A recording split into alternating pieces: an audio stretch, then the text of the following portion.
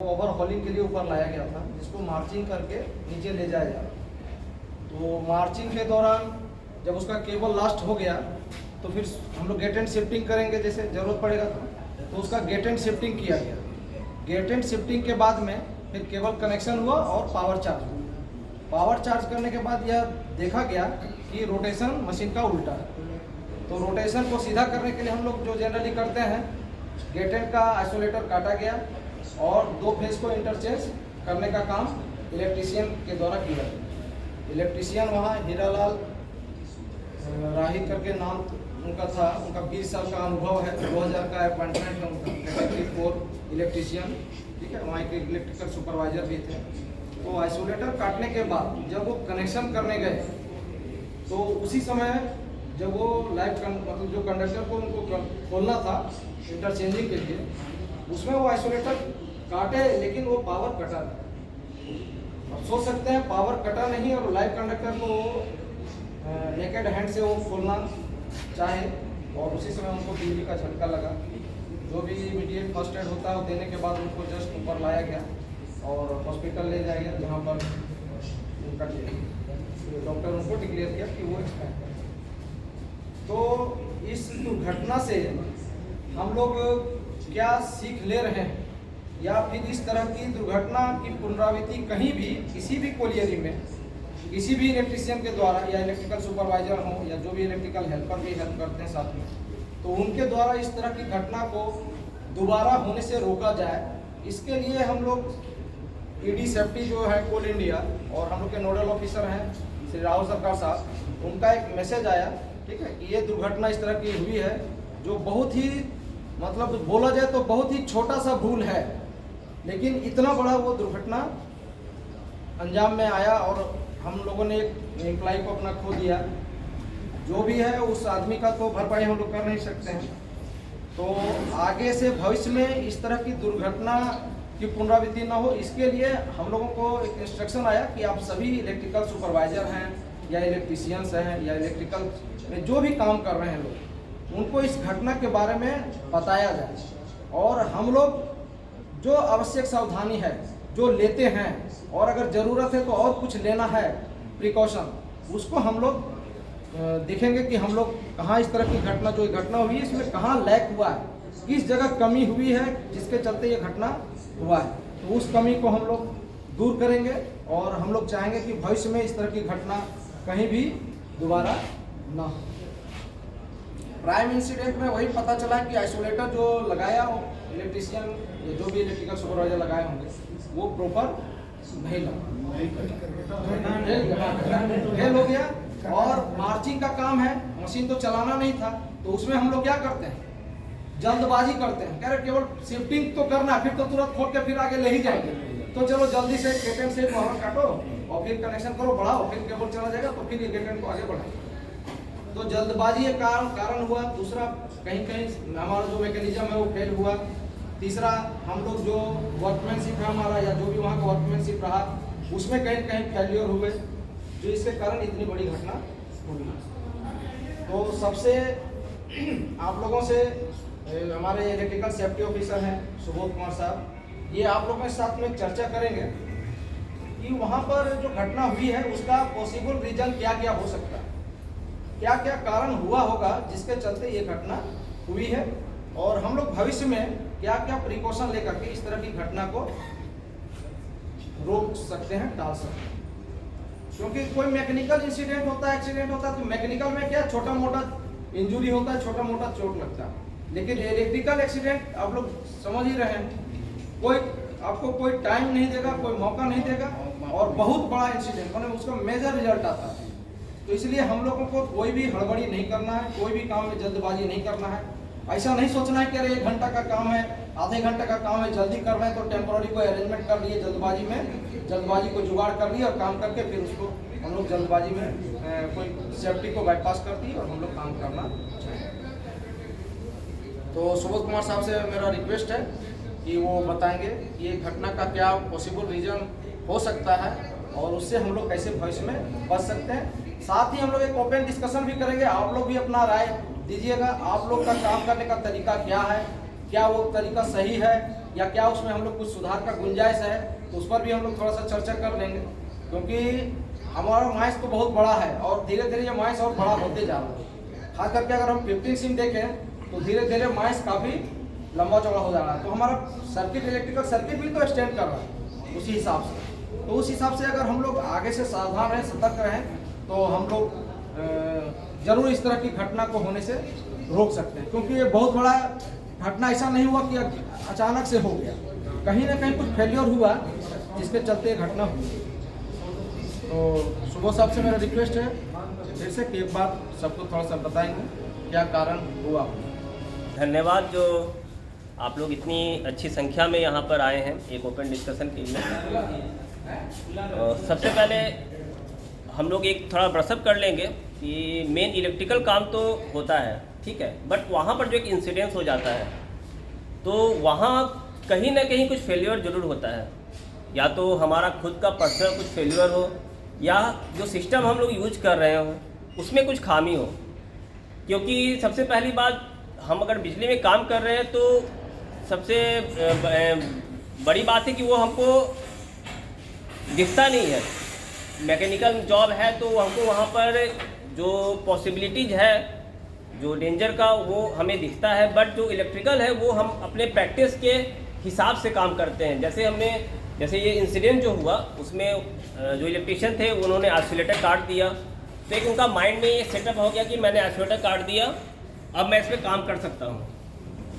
वहाँ उनकी भी कुछ चूक रही होगी, या फिर कुछ हमारा सिस्टम का फेलियर होगा जिसके चलते ये घटना हुई। तो सबसे पहले हम डिस्कशन करते हैं कि जहाँ कहीं भी हम काम करने जा रहे हैं इलेक्ट्रिकल शटडाउन लेकर, तो उसमें हम क्या क्या चीज़ का ध्यान रखेंगे। एक टर्म आता है लोटो, LOTO, जिसका पूरा नाम है lockout and tag out. Actually जो इंडस्ट्री में हम लोग काम करते हैं उसमें काफ़ी तरह का जॉब होता है, मेंटेनेंस जॉब है, ऑपरेशन जॉब है, या बहुत तरह के इक्विपमेंट्स होते हैं। तो जहां हम काम कर रहे हैं उसके लिए एक स्टैंडर्ड बनाया गया है कि अगर हम यहाँ शटडाउन ले रहे हैं तो हमको ये कुछ प्रोसीड्यूर है उसको फॉलो करने होंगे। तो उसी में शटडाउन प्रोसीड्यूर में एक टर्म ऐड हुआ है लोटो, जिसका नाम है लॉकआउट एंड टैग आउट। तो सबसे पहले हमको समझना होगा लोटो क्या है। लोटो सिस्टम जस्ट एक, जो हम लोग जानते हैं कि एक स्विच है, उसको हम लोग शटडाउन लिए, लॉकआउट किए और काम शुरू कर दिए। तो सबसे पहले वो समझना होगा कि हम बेसिकली लोटो कर रहे हैं तो किस पर्पस के लिए कर रहे हैं, उसका क्या किस पर उसका इफेक्ट होगा, उसको पहले हमें जानना होगा। तो इसमें कुछ चीज़ है। सबसे पहले जहां हम काम करने जा रहे हैं उसका वहां पे एनर्जी कहां से आ रहा है। पहला है आइडेंटिफाई द एनर्जी सोर्स, मतलब उस इक्विपमेंट में या उस मशीन में वो पावर सोर्स कहां से आ रहा है उसका हमें नॉलेज होना बहुत ज़रूरी है। अगर उसका नॉलेज नहीं होगा तो हम जो रिक्वायर्ड शटडाउन है स्विचेज का वो हम सही से नहीं ले पाएंगे, या फिर हो सकता है वहाँ पैरेलल सोर्स भी हो, एक स्विच का हम शटडाउन ले लिया और एक स्विच का शटडाउन नहीं लिए हैं, तो उसके चलते भी घटना हो सकती है। तो सबसे पहले हमें जानना होगा कि पावर का सोर्स क्या है। सोर्स जानने के बाद उसको हमको आइसोलेट करने का, कैसे वो आइसोलेट होता है उसकी जानकारी होनी चाहिए। आइसोलेट करने के बाद हम उसको लॉक कर लेंगे। लॉक करने के बाद उसको टैग करना जरूरी होता है, क्योंकि कभी कभी होता है कि कोई स्विच लॉक कर दिया, या फिर अंडरग्राउंड में भी हम जो प्रैक्टिस यूज करते हैं, जैसे कि हैंडल ऑफ करके हैंडल ले गए, अगर वहाँ टैग आउट नहीं होगा या डेंजर प्लेट नहीं होगा तो हो सकता है कि कोई अदर पर्सन भी आकर उसको मिस्टेकली चार्ज कर दे। एक्सीडेंट जो होता है या तो आपके लैक ऑफ नॉलेज से होता है, या फिर मिस्टेक से होता है, या फिर ओवर कॉन्फिडेंस से होता है। क्योंकि अगर आप प्रीवियस अगर हिस्ट्री देखेंगे तो ये आप जरूर देखेंगे कि एक्सीडेंट उनका ही ज़्यादा हुआ है जिनका एक बहुत अच्छा एक्सपीरियंस रहा है, जो बहुत अच्छा से काम कर रहे हैं, उसका जानकारी है, उसमें वो काम हमेशा कर रहे हैं, बट स्टिल एक्सीडेंट हो जाता है। तो इसमें वो लैक ऑफ नॉलेज का बात नहीं है, इसमें हो जाता है ओवरलुक। क्योंकि हमको पता है ये चीज़ कोई इक्विपमेंट का क्या उसका फंक्शन है, कैसे उसका शटडाउन लेते हैं, बट स्टिल हम लोग ह्यूमन बीइंग है, ओवरलुक हो सकते हैं बात। तो एक टैग आउट है और उसके बाद है आपका क्रॉस चेक करना है। जहां आप कोई भी इक्विपमेंट डेट कर लिए हैं, ठीक है, वो आपके मतलब आपके माइंड में है कि आपने डेट कर लिया है, बट जब तक आप उसको क्रॉस चेक नहीं कर रहे हैं तब तक आप प्लीज कंफर्म मत होइए कि वो डेट हो चुका है, ठीक है। इसके बारे में हम डिस्कशन करेंगे आगे। अब है आइडेंटिफिकेशन ऑफ एनर्जी सोर्स। ये हम कैसे करेंगे? सबसे पहले है कि अंडरग्राउंड में जैसे केबल्स हैं, बहुत सारे केबल्स हैं, तो अगर आप किसी भी केबल्स को बीच में पकड़िए या फिर उस केबल में स्पार्क होता है, तो ये आप कैसे जानेंगे कि इस केबल में स्पार्क हुआ है, हमको वो कॉरस्पॉन्डिंग स्विच काटना है, क्योंकि स्विचेज भी बहुत सारे हैं, केबल्स भी बहुत सारे हैं। तो आपको पहले आइडेंटिफाई करना है किस केबल में स्पार्किंग हुआ है या फिर किस केबल को हमको डेट करना है, किस केबल को सपोर्ट करना है, उसको हमको डेट करने के लिए कौन सा स्विच काटना होगा।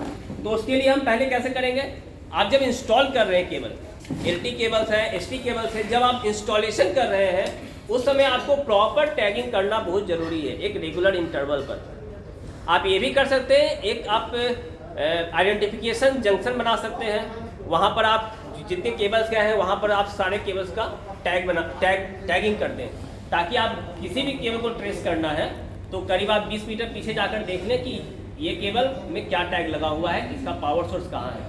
इसमें एक एग्जांपल दिए हैं, जैसे केबल का है 6.6 kV power from rock number this location this. इसमें हमको केबल में ये जानने का जरूरत नहीं है सेफ्टी के हिसाब से कि ये पावर कहाँ जा रहा है, हमको ये जानना है कि इस केबल में पावर कहाँ से आ रहा है, क्योंकि जब हमको पावर बंद करना है तो हमको वो कॉरस्पॉन्डिंग स्विच ही बंद करना पड़ेगा। जनरली केबल टैग छोटे होते हैं तो उसमें फ्रॉम दिस टू दिस ये सारा चीज नहीं आ पाता है।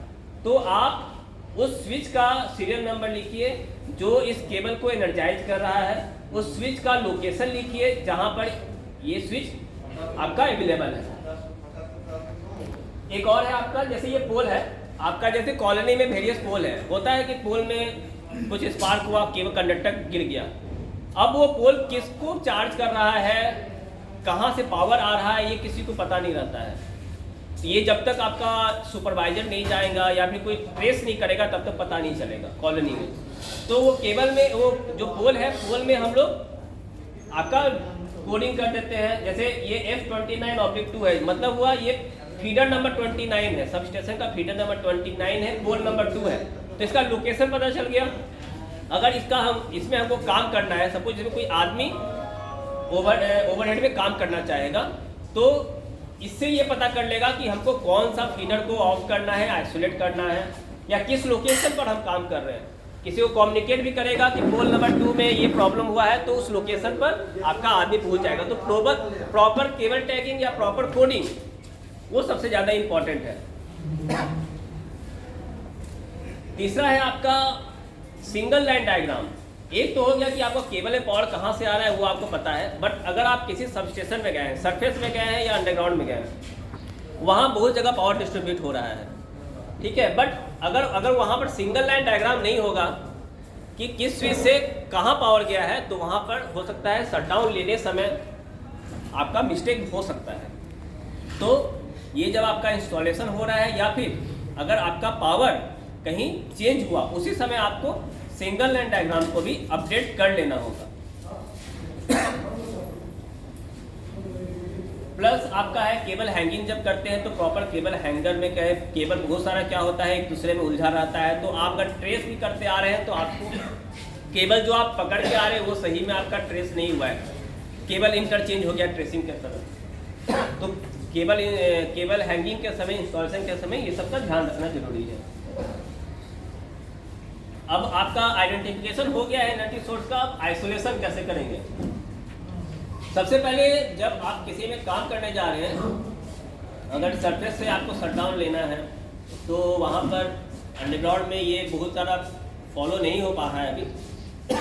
इसमें है शटडाउन, अगर सरफेस से लेना है तो वहाँ परमिट टू वर्क हम लोग लेते हैं। आपका स्टैंडर्ड फॉर्मेट है इंडियन स्टैंडर्ड का, उसके हिसाब से हम लोग परमिट टू वर्क भरते हैं। डुप्लीकेट में सबको पता है, एक ओरिजिनल जो काम करने जा रहा है वो ले जाता है और डुप्लीकेट वहाँ रहता है। इसका एंट्री आपका शटडाउन रजिस्टर में भी होता है।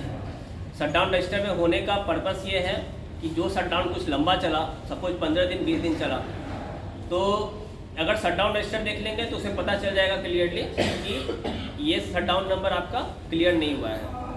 क्योंकि फॉर्मेट जो है एक ही बार हर दिन 4-5 फॉर्मेट होते होते 15 दिन में बहुत फॉर्मेट वो नीचे दब जाएगा। तो रजिस्टर में इसका एंट्री होना बहुत ज़रूरी है।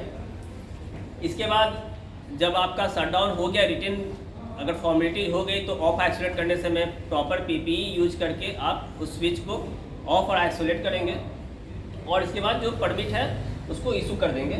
वहाँ पर फिर जो लॉकआउट करना है आपको, तो अगर उनका पर्सनल आपका लॉक मैन ऑनलाइन या डेंजर का बोर्ड लगाएंगे दोनों तरफ। फिर प्रॉपर जाके अपना वहाँ पर जो आपका डिस्चार्जिंग रड अगर चाहिए डिस्चार्ज करेंगे। आपका अगर आदमी ओवरहेड चढ़ रहा है तो उससे पहले non contact type line tester से चेक करेंगे कि उसमें अभी भी पावर है कि नहीं, क्योंकि ओवरहेड में ज़्यादा प्रॉब्लम होता है। ये सब करने के बाद आप लोग काम करेंगे। काम करने के बाद फाइनली क्लियर करके इसको चार्ज करेंगे। ये एक फॉर्मेट है, थोड़ा ब्लर है, ये आपका IS 5216 है। ये स्टैंडर्ड फॉर्मेट है। इसमें आपको शटडाउन लेने का प्लस शटडाउन ट्रांसफ़र करने का, अगर आपका शिफ्ट में शटडाउन क्लियर नहीं हुआ तो शटडाउन ट्रांसफ़र कर सकते हैं। इस फॉर्मेट के थ्रू आप कर लेंगे। अब एक ये आपका जो IS था 5216 में एक अपेंडिक्स C है, उसमें आपको जनरल सेफ्टी बताता है, general safety practice in electrical work. इसमें सबसे पहले है कि आप खुद को देखिए, आप किस पोजीशन में हैं। आप जहां खड़े हैं क्या वो स्लिपरी जगह है, क्या वो कंजेस्टेड जगह है। अगर आपको वहां से एस्केप करना है तो आप प्रॉपरली एस्केप कर सकते हैं कि नहीं। मतलब आप खुद को देखिए कि आप किस जगह पर स्टैंड कर रहे हैं, कि अगर कुछ इमरजेंसी आया तो आप कैसे रिएक्ट करेंगे। तो अपने आप को सेफ पोजीशन में रखिए, ठीक है। सेकेंड है, अगर आप बाहर सरफेस में अगर ओवरहेड में काम कर रहे हैं तो अगर मौसम ख़राब है, उस समय थंडरिंग का है, तो उस समय काम को अवॉइड कीजिए। ये कुछ स्टैंडर्ड्स है, उसको हम पढ़ रहे हैं। हमेशा कॉशियस रहिए। और एक चीज़ है कि अगर आप कहीं भी हैं तो वहाँ आसपास ये जरूर देखिए कि कहाँ कुछ डेंजर प्लेट लगा हुआ है, डेंजर नोटिस लगा हुआ है, ताकि आपको अंदाज़ा रहे कि अगल बगल कुछ काम हो रहा है या कोई शटडाउन लेकर काम कर रहा है या नहीं।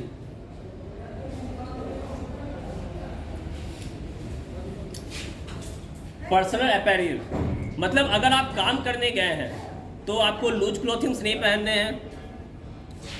मफलर, शॉल, कंबल ये सब यूज नहीं करना है। आपका जो ड्रेस है उसमें मेटल बटन्स, ब्रेसलेट, वॉचेज ये सब यूज करने से क्या होता है, वो अगर नियर कांटेक्ट में अगर पावर है तो उससे वो एनर्जाइज हो सकता है। आप अगर शू पहने हैं, शू में नेल नहीं होना चाहिए, मतलब काटी ठोका हुआ शू नहीं होना चाहिए, क्योंकि शू का पर्पस इलेक्ट्रिकल में क्या है कि आपको एक इंसुलेशन प्रोवाइड करता है। इलेक्ट्रिसिटी तभी फ्लो करेगी आपके थ्रू जब उसको पाथ मिलेगा, नहीं तो उसको जो मतलब लो रेजिस्टेंस पाथ मिल रहा है वो उसके थ्रू फ्लो करेगा। अगर आप कंडक्टर के कांटेक्ट में आ गए हैं, हो सकता है कि आप इलेक्ट्रोक्यूट हो जाए, ये भी हो सकता है कि आप नहीं हो। दोनों डिपेंड करेगा कि आपका खुद का रेजिस्टेंस क्या है, आपके और ग्राउंड के बीच का रेजिस्टेंस क्या है। खुद का रेजिस्टेंस मतलब बॉडी रेजिस्टेंस में हो गया आपका स्किन, जो ड्राई स्किन है, मेन रेजिस्टेंस ड्राई स्किन का होता है। इसके बाद अगर आपका स्किन रप्चर कर गया है तो आपका बॉडी का बहुत कम रेजिस्टेंस होता है, ठीक है। तो इसके बाद आपका रेजिस्टेंस क्या तय करता है, आपका पीपीई मतलब हैंड ग्लव्स हुआ, शूज हुआ, आपका हेलमेट है, ये सब आपका बॉडी रेजिस्टेंस ऐड करता है। अगर आप किसी वोल्टेज के कांटेक्ट में आ गए हैं तो आप इलेक्ट्रोक्यूट हो रहे हैं कि नहीं हो रहे, वो आपके पीपीई पे डिपेंड कर रहा है। इसलिए अगर आप शूज पहने हैं तो नेल शू मत पहनिए, क्योंकि नेल शू क्या कर रहा है, वो आपको डायरेक्ट अर्थ के कांटेक्ट में ले आएगा। ये तो छोटी छोटी बातें हैं, लेकिन अगर आप इलेक्ट्रिसिटी में काम कर रहे हैं तो ये सब का आगे से हमेशा ध्यान रखिएगा। आर्म टाइट हो गया, ये सब मेटल का हम लोग को रैस्टिंग वगैरह हमेशा अवॉइड करना चाहिए।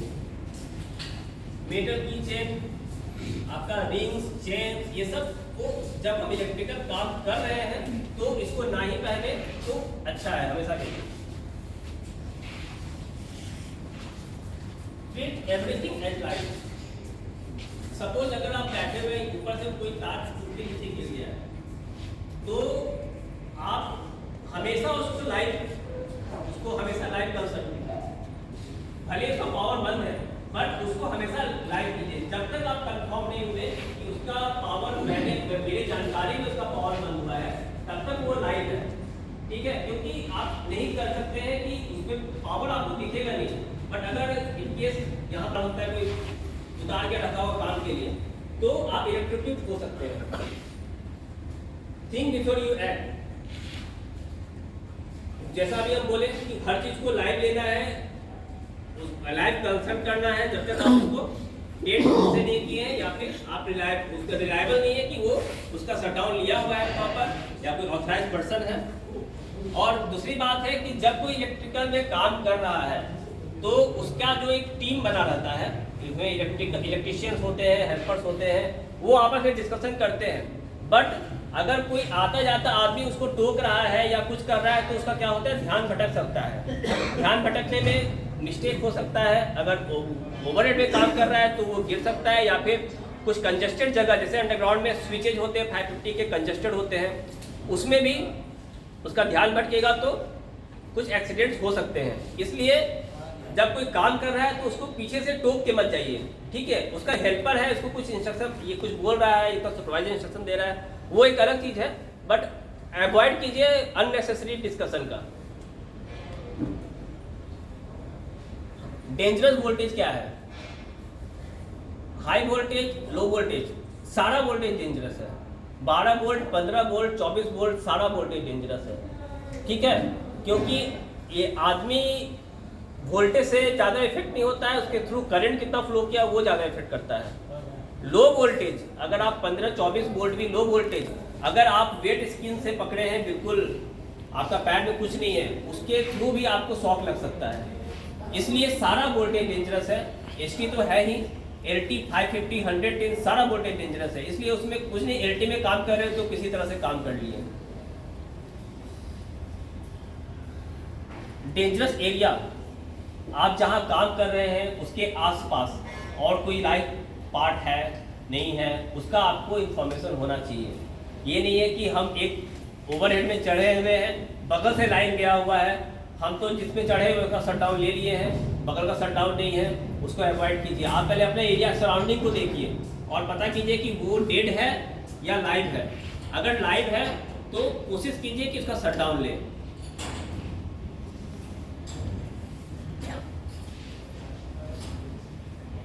चीज है, जितने सब स्टेशन है वहाँ पर आपका इंडिकेशन होना चाहिए। जैसे कोई स्विचेज है 6.6 का तो कम से कम वहाँ लिखा होना चाहिए 6.6 kV। 550 के स्विचेज है 550 वोल्ट लिखा रहना चाहिए। ये सब छोटी छोटी बातें हैं बट ये आपको बहुत अलर्ट कर देगा कि हम जहाँ काम करने जा रहे हैं वो सही में वो हाई वोल्टेज जोन में आ रहा है, लो वोल्टेज जोन में आ रहा है, वो डेड है। अगर डेड है तो मैन ऑन लाइन का बोर्ड रहना चाहिए। तो ये सब जो टैगिंग है और जो हम लोग नोमेनक्लेचर ये सब रखते हैं, ये सब इलेक्ट्रिकल में बहुत ज़रूरी है। क्योंकि आपको कुछ भी दिखेगा नहीं, बस दिखेगा वही जो लिखा हुआ है। सिंगल लाइन डायग्राम है वो दिखेगा, टैग आउट जो टैगिंग किए हैं, केबल टैगिंग वो दिखेगा, जो स्विचेज में हम लोग लिखे हैं कहाँ पावर जा रहा है, कितना वोल्टेज का है वो दिखेगा, ठीक है। आपका जैसे अर्थिंग का गया हुआ है, अगर उसमें ई लिखा हुआ है तब आप कंफर्म हो जाएंगे ये अर्थिंग केबल है। अगर नहीं है तो फिर क्या चीज़ का केबल है या आप खुद ही कंफर्म नहीं हो पाएंगे जब तक उसको आप ट्रेस नहीं करेंगे, ठीक है। तो टैगिंग और ये बहुत ज़रूरी है। विजिटर्स एंड अनऑथराइज्ड पर्सन होता है, बहुत माइंड से भी विजिटर्स जा रहे हैं, सब स्टेशन में भी आते हैं बहुत लोग। तो ये कंफर्म कीजिए कि जो भी विजिटर्स जा रहे हैं वो एक प्रॉपर किसी सुपरवाइजर के अंडर में डेप्यूट होके जाए। और जो भी विजिटर जा रहे हैं सुपरवाइजर जो जो हिदायत दे रहा है उसको फॉलो करेंगे। अगर वैसे लोग हैं जो बात नहीं मान रहे हैं, बहुत आगे आगे जा रहे हैं, तो उनको कृपया उसको अवॉइड करें माइंस में। वर्किंग इन डैम सिचुएशन, अगर आप डैम सिचुएशन में काम कर रहे हैं, जैसे माइन कंडीशन है, तो जितना चीज़ बताए हैं उसमें आपको और कॉन्शियस हो जाना है। क्योंकि डैम सिचुएशन में क्या होता है, आपका जो पसीना निकलता है, आपका बॉडी खुल हो जाता है, डैम्प हो जाता है। आपका डैम्प होने से, क्योंकि जो पसीना होता है उसमें आपका सॉल्ट रहता है, वो क्या होता है, कंडक्टिविटी और बढ़ा देता है। तो आपका सराउंडिंग भी डैम्प है, आप भी डैम्प है, तो आपका रेजिस्टेंस जो है वो फाइनली बहुत कम हो जाएगा। और अगर आप किसी कॉन्टैक्ट में आ गए गलती से ही, तो इनफैक्ट लीकेज करंट के भी कॉन्टैक्ट में आ गए, तो फिर आपका इलेक्ट्रोक्यूशन का चांस बहुत बढ़ जाता है। तो अगर आप होता है माइंस में कि इस जोन में काम किए, उसके बाद फिर इंस्ट्रक्शन आता है दूसरे जगह जाके काम करने का, फिर वहाँ जाके काम करना होता है। तो काम करने के बाद आप 10 मिनट 15 मिनट आराम से बैठिए। पहले आपका जो पसीना आ रहा है उसको पहले कूल कीजिए, हवा में बैठिए, उसके बाद जाइए नेक्स्ट पे काम करने। उससे क्या होगा, आपका जो मेंटेलिटी है, क्योंकि एक जगह काम करते करते ध्यान वहीं पर आ जाता है, तो अगर आप शांति से बैठेंगे तो थोड़ा सा चेंज होगा, फिर आप फ्रेश होकर काम करने जाएंगे। उससे आपका जो ये थकान है वो भी कम होगा, मेंटल प्रेशर है वो भी कम होगा, प्लस आपका जो बॉडी में जो वेटनेस आ गया है वो भी आपका ठीक हो जाएगा। यूज ऑफ टोंग और clip on emitter, Tong tester और क्लिप ऑन एमिटर होता है, हम लोग कुछ करंट नापने के लिए यूज करते हैं। इसको जनरली अवॉइड करना होता है। अगर हमको नहीं पता है कि ये एसटी लाइन है, एलटी लाइन है या एसटी लाइन है, तो उसको अवॉइड कीजिए। क्लैम्प टेस्टर वहीं यूज कीजिए जहाँ ये क्या सपोर्टिंग, ये सब आप एक्चुअली उसको आप यूज कर रहे हैं बेयर हैंड से, आप वहाँ जाके यूज कर रहे हैं, तो ये आप, और वो जो आपको काम करता है वो आपका जो इंडक्शन फील्ड जनरेट होता है उसके बेसिस पे काम करता है। तो उस इंडक्शन के चलते उसका खुद में इंडक्शन जनरेट होता है उसमें। तो अगर आप एसटी में उसको यूज कर रहे हैं तो वो आपके लिए डेंजरस हो सकता है। आपको लग रहा है कि वो एलटी है लाइन, उसमें आप एसटी में क्लैम्प मीटर यूज कर लिए तो आपके लिए डेंजरस हो जाएगा। अगर आपका प्रॉपरली इंसुलेटेड नहीं है बहुत अच्छे से, ठीक है, तो क्लैम्प मीटर और एमीटर जनरली माइंस में अवॉइड कीजिए ये सब यूज करने का।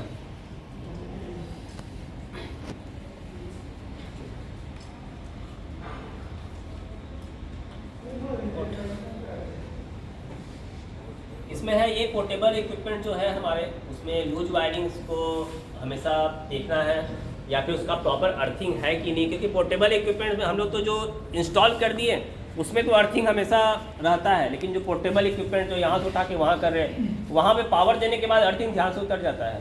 तो अर्थिंग बहुत इंपॉर्टेंट है, अर्थिंग आपके लिए इम्पॉर्टेंट है, क्योंकि पावर तो 3 फेज मशीन चल जाएगा, कोई भी मोटर 3 फेज से चलता है, लेकिन जो अर्थिंग हम लोग देते हैं वो आपके लिए देते हैं। क्योंकि अगर रेसिडुअल करंट है तो वो रेसिडुअल करंट उस अर्थिंग के थ्रू ही जाएगा, कोई आदमी अगर कॉन्टेक्ट में आ रहा है तो उसके थ्रू नहीं जाएगा, क्योंकि फाइनली जो अर्थिंग कनेक्ट होता है वो अर्थ में कनेक्ट होता है, और जो आपका कोई भी रेसिडुअल करंट है वो फाइनली अर्थ किट में जाता है या अर्थ में जाता है।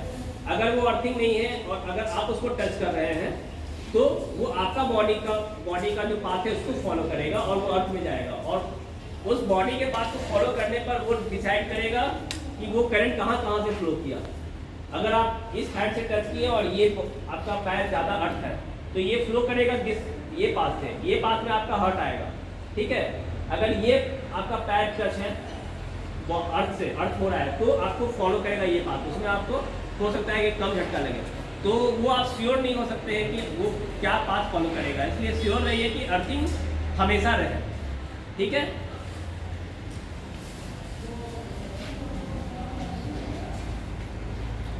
अब ये शटडाउन डी एनर्जाइज करने के बाद अब है लॉकिंग, मतलब अगर हम अब काम करने जा रहे हैं तो उसको किस तरह से हम लॉकआउट कर लें ताकि जब हम काम करके लौटे तो हम ही उसको अनलॉक करें और वो डी एनर्जाइज, मतलब उसको एनर्जाइज करें। तो लॉकिंग अरेंजमेंट भी ऐसा जगह होना चाहिए, मतलब फंक्शनल होना चाहिए। ऐसा नहीं है कि कोई भी स्विच है कहीं हम लॉक कर दिए, उसका दरवाजे में लॉक कर दिए और वो ऑपरेट हो रहा है पुश बटन से। ये भी होता है कि हम लॉकिंग अरेंजमेंट सब डोर में लगा दिए हैं, दिखाने के लिए, और लॉक करके गया है और यहाँ आके पुश बटन ऑन कर दिया और स्विच ऑन हो गया। तो फंक्शनल होना चाहिए, मतलब जहाँ से स्विच ऑपरेट हो रहा है, या फिर आइसोलेटर काटने के बाद आइसोलेटर को अगर अनलॉक कर दें तो जब तक आइसोलेटर लगेगा नहीं तब तक स्विच ऑन होगा नहीं, या फिर ऑन होने से कोई मतलब नहीं है। ठीक है, लॉकिंग भी उतना ही इम्पॉर्टेंट है। और है कि लॉक आपका ऐसा होना चाहिए कि जो एक सिंगल की से खुले, ऐसा नहीं है हर लॉक 3 चाबी का 4 चाबी का मिला। इंडस्ट्रियल लॉक में जो आता है, एक होता है डोमेस्टिक लॉक और एक होता है industrial lock. Industrial lock domestic lock में अंतर यही होता है कि इंडस्ट्रियल लॉक ज़्यादा मजबूत होता है, स्टील का होता है, ब्रास का होता है डोमेस्टिक लॉक। और इंडस्ट्रियल लॉक जो होता है वो ज़्यादा मजबूत नहीं होता है, बट उसमें कलर कोडिंग होता है। ठीक है, कलर कोडिंग का भी अपना रीज़न होता है। हमको मजबूती से मतलब नहीं है, क्योंकि कोई लॉक तोड़ के आपको स्विच ऑन नहीं करने जाएगा, इसलिए उसका मजबूती क्या उससे ज़्यादा मतलब नहीं। वो एक आपका आइडेंटिफिकेशन है, यहाँ हम लॉक कर दिए हैं और हम काम करने जा रहे हैं। जब तक वो अनलॉक नहीं होगा तब तक काम, जब तक ये काम कंप्लीट नहीं होगा तब तक उसको हम अनलॉक नहीं करेंगे। ठीक है, तो उसमें कलर कोडिंग होता है, वो ज़्यादा इंपॉर्टेंट होता है। कलर कोडिंग से हमको पता चल जाता है एटलीस्ट कि कौन सा सेक्शन या कौन सा डिपार्टमेंट है जो कि काम कर रहा है। इसके अलावा होता है एक टैगिंग। ये है एक CCS सेक्शन जो है एक अच्छा इनिशिएटिव लिया है। ये जो गोल वाला आप देख रहे हैं, आगे मैं वीडियो दिखाऊंगा। हमारा जो TSU है 200 kVA 315 TSU है, उसमें जनरली जो हम लोग पावर बंद करते हैं एक श्राउड बना रहता है गोल, उसमें हैंडल लगाते हैं और ऑपरेट करते हैं। तो अगर और वहाँ पर ऑपरेट करने के बाद जनरली प्रैक्टिस क्या है कि हैंडल ले जाते हैं साथ में।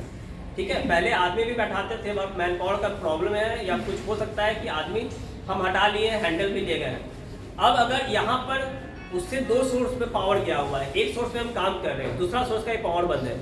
अगर उसको पता चला कि पावर बंद है, उसको ये नहीं पता रहेगा कि पावर ट्रिप करके गया है या कोई शटडाउन लेके गया है। अगर उसको हैंडल वहाँ दूसरा मिल गया तो उसको वो ऑन कर सकता है। ये बहुत ज़्यादा डेंजरस चीज़ है।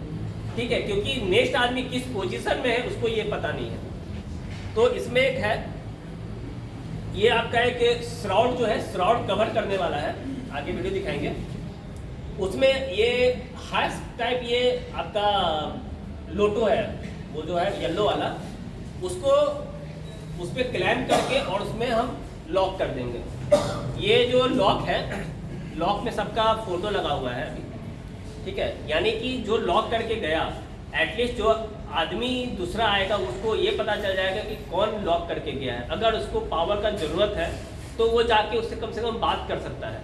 अगर जनरल बस हम ऐसे ही लॉक करके चले गए तो पता ही नहीं चलेगा कि कौन लॉक करके गया है, किससे डिस्कस करना है। तो ये चीज़ जो है कि आपका पर्सनलाइज्ड लॉक हो विथ फोटो या फिर विथ नेम, ये भी अब जरूरी हो गया है माइंड्स में। ये 6.6 का है। जैसे ये आइसोलेटर यहाँ जो दिया हुआ है जगह, ये आइसोलेटर लगाने का है। ये आइसोलेटर ऑफ एंड आइसोलेट करने के बाद जब शटडाउन ले रहे हैं उसके बाद ये क्लैम्प में हम क्लैम्पिंग करके इसको लॉक कर दिए। ये जो है इंडस्ट्रियल लॉक है, येलो कलर का है ये।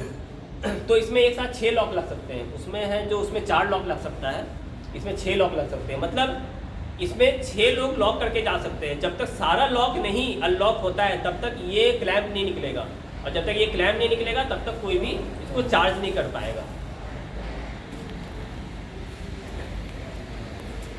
ये जो टैगिंग हम बता रहे थे कि मैन ऑनलाइन का बोर्ड होना चाहिए, कौन शटडाउन लेके गया, उसका नाम होना चाहिए टैग पर, किस डेट में शटडाउन लेके गया या किस टाइम में लेके गया, वो भी होना चाहिए। ठीक है, तो टैगिंग से जनरल पता चल जाता है वहाँ पर देखने आया वो कि किससे कंसल्ट करना है या कितने देर के बाद पावर चार्ज होगा।